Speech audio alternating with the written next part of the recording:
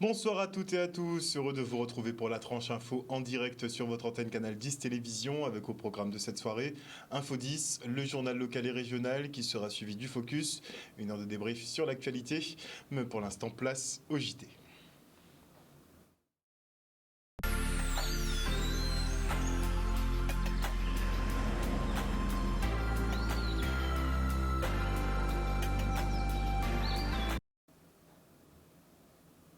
Nous sommes le lundi 15 mai 2023 et le décret autorisant le retour des personnels de santé suspendus a été publié. Dès aujourd'hui, les hôpitaux et établissements de soins peuvent réemployer les soignants non vaccinés contre le Covid-19. Les personnels concernés pourront reprendre leur poste ou occuper une fonction équivalente après 2 ans de suspension sans salaire, sans indemnité chômage ou possibilité d'exercer leur profession. Une réintégration sèche qui ne devrait pas prendre en compte les rémunérations et cotisations dues ces dernières années. Des négociations d'ailleurs devraient s'ouvrir pour tenter effectivement d'apaiser un peu la situation au vu du retour effectivement de ces personnels de santé suspendus. Et malgré la révision à la hausse de la grille des prix du Grand Prix cycliste du Conseil départemental, les principales parties n'ont pas trouvé tout de suite un accord. Et donc pour pallier à l'annulation de la course de ce Grand Prix du Conseil départemental, l'organisation d'une nouvelle compétition les 18, 20 et 21 mai prochains a été actée par la ville du Gosier. Regardez. Mardi soir, lorsque nous nous sommes rencontrés au conseil départemental, pour nous c'était déjà réglé dans la mesure où la grille des prix qui a fait l'objet de ce conflit, qui a été réglée par le conseil départemental. Et comme j'ai dit, nous n'avons pas de problème avec les coureurs particulièrement parce que la grille des prix a été réajustée pour les manches suivantes. On l'a mis dans le règlement particulier de l'épreuve. Donc pour nous, c'était réglé. Et quand nous sommes partis, comme mon vice-président l'a dit, il n'y avait pas de requête majeure parce qu'il y a des points effectivement qui étaient dans un courrier qui écarnait d'autres points, des maillots d'espoir, pas mal de choses qu'on devait se revoir. Et puis vendredi, ça s'est envenimé. Entre-temps, parmi les revendications, il y avait les championnats. Donc c'est la ville du Gosier qui a acté le championnat. Donc entre-temps, le maire du Gosier nous a appelés parce qu'il ne voulait pas que sa ville soit non plus impactée par ça. Et dans un souci de trouver une solution, on a été sollicité. Et c'est de là qu'on a pu avancer. Le président de l'OSBAR, je l'ai eu le week-end dernier, on ne comprenait pas du lac qui vit des trucs. Lui-même, parce que je pense qu'il sait ce qu'il vit aussi, hein. Moi aussi, nous sommes dans le même bateau. Parce que lui-même reçoit des messages, des règlements, alors que le gars n'a pas à être dans ça. Le gars est simplement un financeur et il aurait pu éviter ça. Nous sommes organisateurs, mais il y a eu une perte de confiance. Les gens voient des sommes pensant que c'est injustifié. Donc j'ai dit que le comité est ouvert. Donc forcément, ça a dégénéré. Donc j'espère que la relation qu'on va les rencontrer sera... Déjà, on va faire le point en toute transparence avec mon équipe avec eux. Je gère le cyclisme amateur, donc je suis en train de gérer avec mon équipe le cyclisme. Et les coureurs sont en souffrance, on reconnaît, donc ils vont rencontrer les présidents de club. Enfin, ils se sont constitués en mouvement. Donc c'est eux qui sont sous le vélo. Il faut être à leur écoute pour trouver des solutions et voilà, parce que sans coureurs, il n'y a pas de course. Et ils ne sont pas seuls, mais ils sont les principaux acteurs. Et c'est un résultat sans appel pour l'élection du nouveau maire de Terre-de-Haut. Avec 300 voix d'écart, Louli Bonbon prend la tête donc de la municipalité. Une revanche dès le premier tour pour ce dernier qui s'était vu infliger une défaite lors des dernières municipales face à Hilaire-Brudet. Regardez. Rebâtir 761 voix.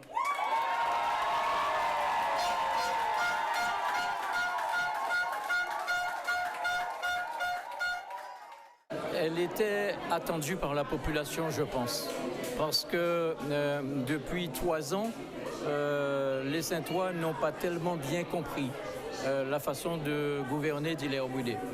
Et je crois qu'il y avait une attente. Il y avait une attente parce qu'il a promis le changement. Et le changement, on ne l'a pas vu venir. Et la population, effectivement, a été déçue. On a bien vu que le conseil municipal a volé en éclats. Et donc qu'il n'a pas su tenir ses troupes. Tout simplement parce que son fonctionnement autocratique n'a pas plu, il faut le dire. Et cette population n'a pas compris. Une fois de plus, elle s'est trouvée, je pense, un peu bernée. On a assisté à des pratiques pour nous qu'on ne voulait plus voir à Terre de Haut. Terre de Haut a beaucoup souffert dans les années passées de cette division. Et cette population avait besoin d'être rassemblée. On avait besoin de retrouver la fraternité, on avait besoin de retrouver l'apaisement. Et bien au contraire, on a eu des Saintois qui ont été encore la cible d'actions répressives. Et c'est pas bon pour une petite communauté comme la nôtre. La priorité des priorités, parce que ça a été le thème majeur de la campagne, c'est, j'ai envie de dire, faire en sorte que l'île retrouve une propreté maximale. C'est-à-dire que la gestion des déchets, la gestion des problèmes d'assainissement, pour moi, n'a pas été un sujet pris au sérieux. Les Saintois ne veulent plus subir ce genre de désagrément. On vous dit Vox Populi, Vox Dei. Donc la population a raison. Non, je ne suis pas dans l'opposition. Déjà en 2014, j'avais déjà prévu de ne plus me représenter. Je me suis représenté en 2020. Je pensais faire un mandat de 6 ans. Et le temps que le peuple me voudrait. Mais aujourd'hui, le peuple ne veut plus. Ben, j'arrête et je vais démissionner assez rapidement pour laisser la place certainement à des jeunes sur la liste. Mais localement, je ne ferai plus de politique. Et je ne me mêlerai plus de la politique à Terre de Haut.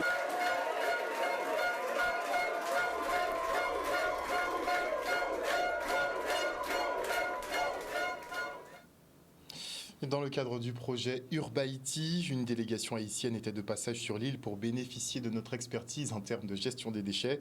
Un partenariat porteur et une première étape franchie dans la conquête du marché caribéen. Le reste en images. Le bilan que nous en tirons est fort riche. Fort riche du partenariat que Cap Excellence, le CIVAD, fera avec la commune de Fort-Liberté, avec la commune de Cap-Haïtien, avec véritablement aussi les ministères. Il s'agit pour nous aujourd'hui de créer une économie circulaire, les bases d'une économie circulaire qui répondent véritablement à des besoins dans la Caraïbe. À ce titre, nous avons su faire nos partenaires, nos voisins, visiter notre site au CIVAD, qui peuvent repliquer au niveau de Fort-Liberté, d'où un des thèmes que nous allons aborder, mais aussi véritablement aller dans une recherche avec des chefs d'entreprise qu'ils ont su voir, le savoir-faire que nous avons en Guadeloupe, et avec nos ingénieurs, les jeunes qui vont sortir des études, qui puissent créer tout simplement ce partenariat qui puisse aller conquérir le marché de la Caraïbe. C'est d'abord une mission d'échange de savoir, une mission, je dirais, de partage d'expérience. Et nous avons appris beaucoup de choses.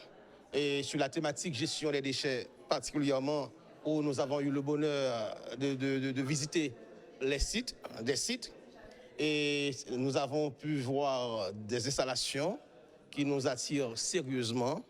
Et au niveau de ces installations, nous avons pu comprendre aussi qu'il n'y a pas de déchets ici, mais il y a des matières à transformer, des ressources, je dirais, des ressources. Et c'est extrêmement important.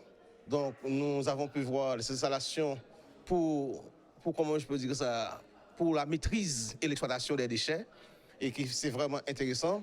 Système qui implique dans le traitement des déchets ici à Guadeloupe, nous pas gagner en Haïti, ça permet que pour nous, Fatra son défi pour nous en Haïti. Mais pour la Guadeloupe, c'est fortune.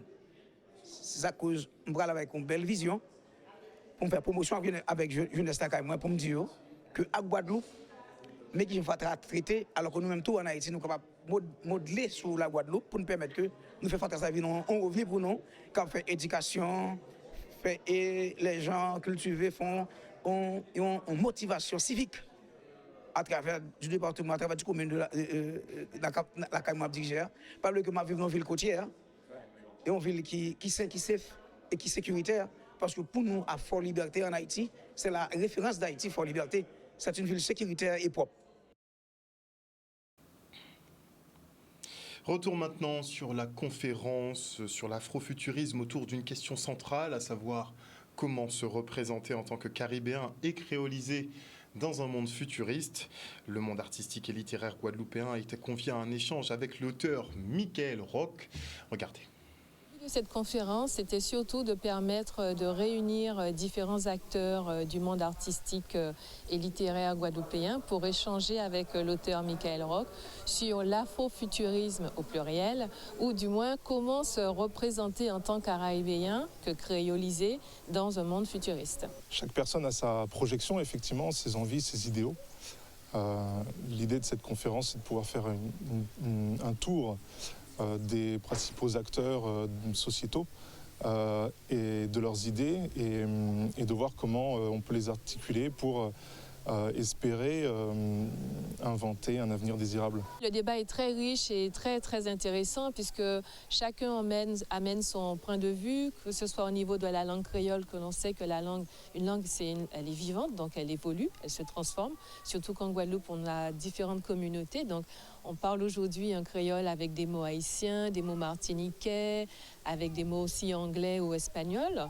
Au niveau de l'architecture, on a une architecture aussi qui est en évolution. On doit faire face aux problèmes des changements climatiques, de la montée des eaux, des inondations, du développement durable, de l'écologie, l'utilisation des biomatériaux. Donc ça fait effectivement, on a un échange qui est très riche et ça nourrit la réflexion de chacun en fait dans sa pratique artistique. Je pense que l'identité caribéenne se fonde sur des apports qui sont multiculturels, qui se viennent de tout autour du monde.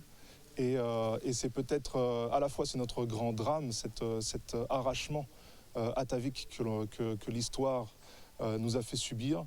À la fois c'est peut-être aussi le remède vers un changement de paradigme qui peut être mondial, qui est la recréation d'une humanité qui ne se considère plus liée uniquement à une racine identitaire.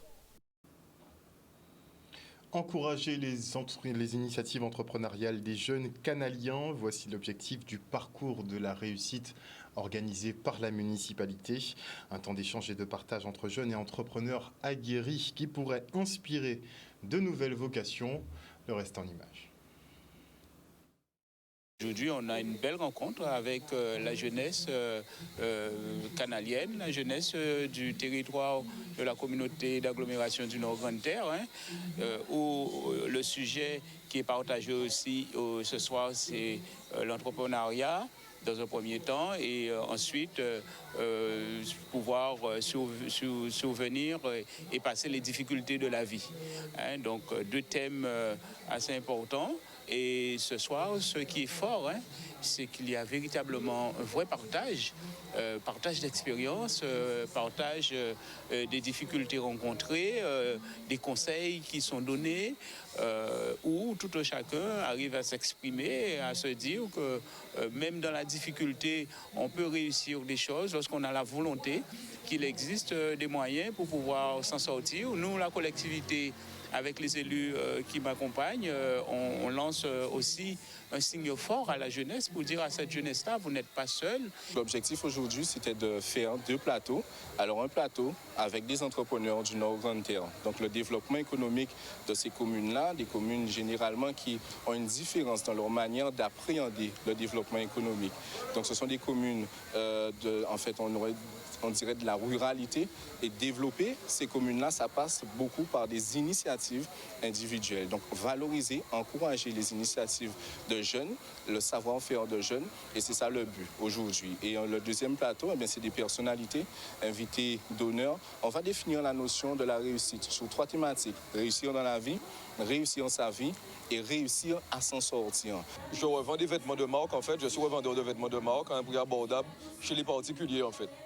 Et tout d'abord, pour moi, je remercie Jordan ainsi que la commune de Petit Canal de m'avoir vraiment fait confiance et de m'avoir invité ici sur le plateau ce soir. Et je trouve ça vraiment enrichissant en fait de pouvoir interagir entre le milieu communal et nous les acteurs en fait pour pouvoir vraiment faire s'élever le Nord-Grande-Terre en fait. Sincèrement, je suis toujours très honoré lorsque j'ai la chance d'être le parrain d'une manifestation. Je n'ai pas la prétention de dire que je suis le meilleur dans ce que je fais.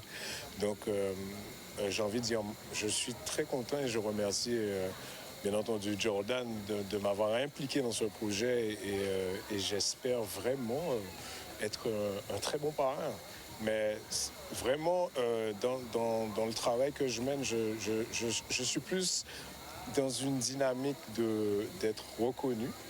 Donc tant mieux, mais pas forcément à chercher à faire pour pouvoir être parrain ou être vu, voilà, tout simplement. Donc tant mieux si je suis remercié comme ça et le travail continue. On se rend maintenant au hall des sports du Gosier pour l'opération Jeunesse en août, organisée par la ville. Cette journée d'insertion vise à mettre en relation les jeunes et professionnels de la musique. L'occasion pour les artistes en herbe de montrer l'étendue de leur talent et de décrocher une séance d'enregistrement en studio chez Deps. Regardez. C'est une action qui permet justement l'insertion avec les jeunes, donc avec les professionnels de la musique. On sait que les jeunes sont souvent attirés par la musique, mais les métiers sont très méconnus. Donc c'est une action qui leur permet justement de voir les professionnels, de leur poser des questions et d'en apprendre un peu plus sur la musique. C'est un rendez-vous qui est prévu avec tous les professionnels de la musique et une possibilité pour les jeunes de la CARL donc de rencontrer des professionnels.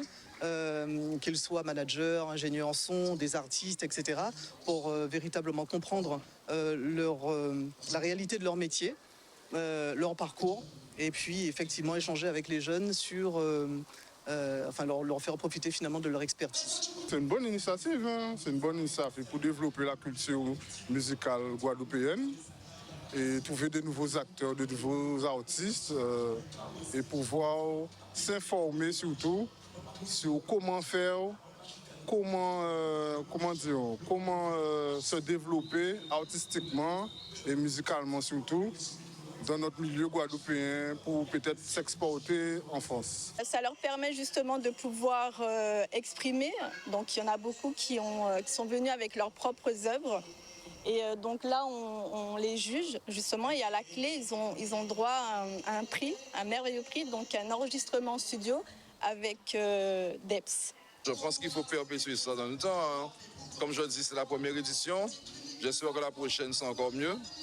Et ramener beaucoup plus de monde parce que nous savons bien qu'il y a un lot jeune. Hein. Il y a beaucoup de jeunes qui chantent. Donc ça peut être aussi une ouverture.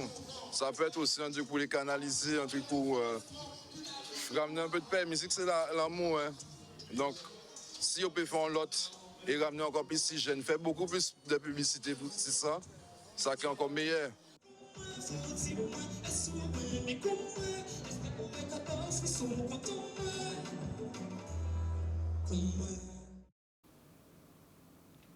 On enchaîne avec la clôture du carrefour de la banane à Trois-Rivières.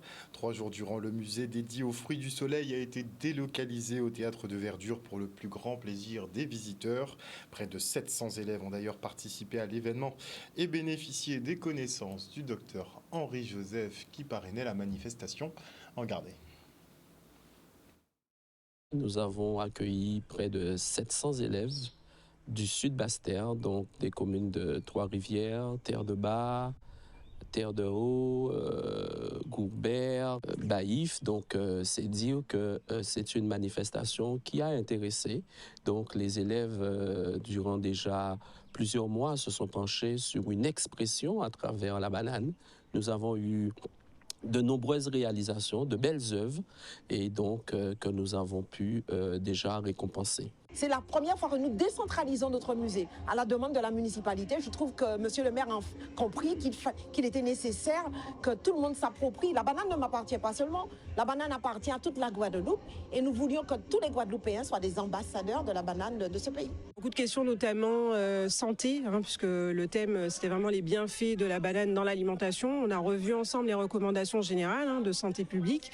notamment comment entrer et amener la banane dans notre alimentation, intéresser les enfants, quel serait l'intérêt aussi par rapport aux personnes diabétiques, par rapport aussi aux sportifs et par rapport aux enfants bien sûr, puisque c'est maintenant notre jeunesse qui va pouvoir par la suite consommer et préparer cet aliment. Je suis un parrain heureux parce que j'ai eu beaucoup de filleuls. Il y a déjà 700 enfants le premier jour qui étaient là et qui ont chanté, qui ont mangé, qui ont posé plein de questions autour de la banane. Donc des filleuls petits, il y avait des filleuls seniors aussi avec les personnes âgées. Il y avait aussi toute la population de tout âge. Et donc voilà, et donc il y a eu plusieurs conférences.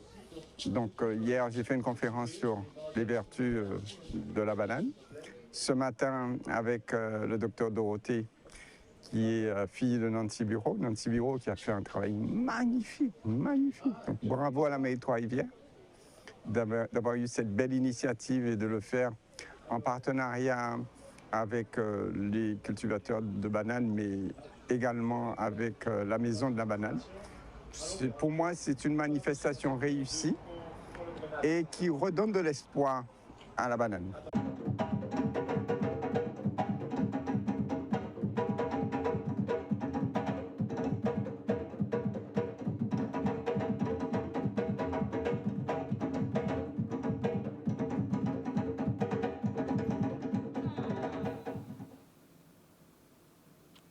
La deuxième édition du concours de mixologie du lycée hôtelier au Gosier récompense les apprentis barman spécialisés dans l'élaboration des cocktails. Face à un jury exigeant, au fin palais, ils ont dû faire preuve de beaucoup de rigueur et de créativité pour mettre au point les meilleurs breuvages. L'occasion pour l'établissement d'encourager les jeunes sur cette voie. Regardez. Le titre de ce dîner, c'est un cocktail challenge qui permet de mettre en avant les métiers du bar, les métiers de service au lycée hôtelier du Gosier. Et ce concours est sponsorisé par des partenaires, les Rhum Bologne, Longto et les artisans romiers. Moi, c'est de père en fils. Je suis né dedans. C'est un privilège pour moi de représenter artisans romiers auprès de ces candidats qui vont pouvoir réaliser des superbes cocktails. Pour moi, c'est plus de mettre en avant le produit Zebapic que beaucoup d'entre nous ont connu par rapport à la crise, le Covid-19. Les marier avec plusieurs parfums comme le coco, le maracuja, le jus d'ananas. À mon niveau, ce qui est regardé, c'est surtout la technique. Dans la réalisation, au niveau de la présentation, de la mise en valeur du produit. Il y a des axes d'amélioration, mais après, comme toujours, c'est surtout avec la pratique qu'ils vont s'améliorer, qu'ils vont découvrir, qu'ils vont affiner leurs gestes. Et j'ai confiance dans les professionnels de demain. Pour moi, ça me fait développer pour la suite et de montrer aussi que le lycée hôtelier, il est présent. J'ai l'intention de continuer dans cette voie, justement de partir en métropole pour m'approfondir. Les élèves s'épanouissent, ils prennent leur pied, comme on dit. Et là, c'est sa deuxième édition. Nous avons voulu monter d'un cran et donc de faire connaître ce concours organisé par le lycée hôtelier à destination de nos jeunes espoirs en barman. Et avant de se quitter, retour sur la 32e édition du semi-marathon de la ville des Abîmes et surtout sur l'épreuve de samedi qui était dédiée aux tout-petits. Les futurs marathoniens étaient en pleine forme pour plier le parcours en des temps records. Regardez. C'est la 32e édition du semi-marathon des Abîmes. International, il faut le rappeler, c'est le seul du département qui a démarré dès jeudi soir avec la présentation bien entendu de la manifestation à la salle Félix Poto. Et hier, avec le marché agricole, où il y avait un monde fou. Et puis aujourd'hui, les bambinos, plus de 500 enfants ce matin aux Abîmes. Je dirais tout simplement, toute l'équipe de la ville des Abîmes, nous sommes assez satisfaits. Puis nous avons voulu un peu changer les choses depuis l'an dernier. Et je crois que ça monte en puissance parce que nous avons pu mettre autour de nous toutes les institutions majeures de la Guadeloupe, région, département, la Chambre de commerce et d'industrie des îles de Guadeloupe, qui nous a permis, bien entendu, de mettre à l'honneur les quarantaines de commerçants du centre-bourg qui sont en fait de vendredi à dimanche. Nous sommes dans une manifestation qui se trouve en centre-ville. Il y a beaucoup de commerçants et l'idée justement c'est d'allier cette partie sportive à la partie économique et faire en sorte que les commerçants puissent prendre part pleinement à cette manifestation. Donc c'est pour ça qu'autour il y a eu des activités activités, il y a eu des promotions, il y a eu vraiment une dynamique pour pouvoir faire en sorte que les commerçants soient co-acteurs en fait. Je crois qu'une telle manifestation qui pour nous est vecteur de développement économique, il fallait absolument associer à cette manifestation le monde économique, la Chambre de commerce et d'industrie d'Île de Guadeloupe. Et les commerçants sont assez satisfaits. Ils sont en promo jusqu'à dimanche. Et les enfants sont présents aujourd'hui. Je suis content de cette organisation. Je félicite la ville des Abîmes qui a mis aujourd'hui les enfants en avant parce que demain, il y aura le semi-marathon. Donc on ne met pas que toujours les adultes. Et là, je suis très reconnaissant envers la ville des Abîmes qui a permis aux enfants de faire cette petite manifestation aujourd'hui. Et je pense que les enfants sont très contents juste à recevoir une petite médaille. Ça les récompense, ils sont contents, quoi. Ça a été un peu dur, mais j'ai pas lâché. Faut courir. Vous savez, c'est dur. C'était pas trop facile, mais il faut respirer, prendre le temps de respirer et courir. Voilà.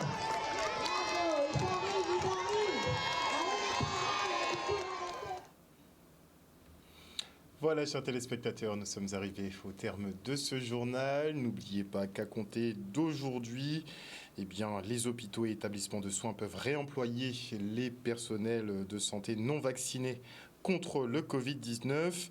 Ils pourront donc reprendre leur poste ou occuper une fonction équivalente au sein de leur établissement. Bon, on parle des libéraux, on parle des sapeurs-pompiers, enfin on parle de tous ces professionnels qui ont donc été suspendus près de 2 ans sans salaire, sans indemnité chômage, sans possibilité d'exercer leur profession. En tout cas, on leur souhaite du courage pour leur retour. Une bonne soirée à vous à l'écoute des programmes de Canal 10. On se retrouve demain. Bisous tout le monde.